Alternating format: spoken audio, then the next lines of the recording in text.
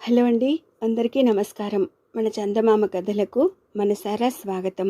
ఇప్పుడు మనం చెప్పుకోబోతున్న కథ పల్లెటూరివాడు. రచన వసుంధర గారు.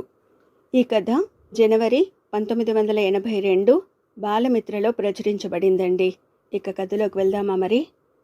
అవంతి దేశం కరువు కాటకాలతో బాధపడుతుంటే పొరుగునే ఉన్న కాంబోజ దేశం పాడి పంటలతో సిరి సంపదలతో తులతూగుతోంది.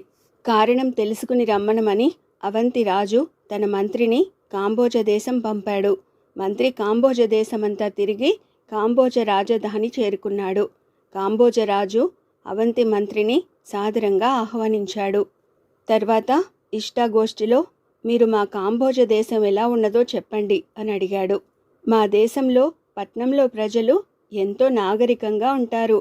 కానీ మీ దేశంలో పట్నాల్లోనూ గ్రామాల్లోనూ ప్రజలందరూ ఒకే విధంగా పల్లెటూరి వాళ్ళలా అనాగరికంగా జంతుప్రాయులుగా కనపడ్డారు. ఇలా అంటున్నందుకు తమరు అన్యథా భావించకండి ప్రభు అన్నాడు అవంతి మంత్రి. తమ దేశపు వైభవాన్ని చూసి అసూయపడి అవంతి మంత్రి అలా అంటున్నాడని కాంబోజరాజు గ్రహించాడు. కానీ ఏమాత్రం ఆవేశపడకుండా, మీరు చెప్పింది నిజమే కావచ్చు, కానీ ఒక్క విషయం నాకు ఆశ్చర్యంగా ఉంది. మా దేశానికి పల్లె ఆదర్శం. మేము పల్లె ప్రజల శ్రమను గుర్తిస్తాం, వాళ్ళ తెలివితేటల్ని గౌరవిస్తాం, వాళ్ళ ఒరవడిలోనే అంతా నడుస్తాం. పల్లెటూరివాడు అనేది మా దేశంలో ఎంతో గౌరవమైన పదం.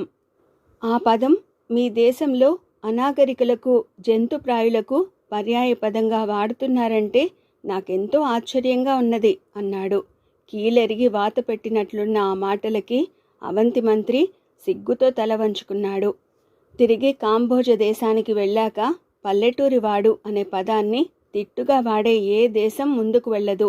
కాంబోజ దేశపు వైభవానికి, మన దేశపు దుర్గతికి ఇదే కారణం అని ఆయన తన రాజుకి తెలియజేశాడు.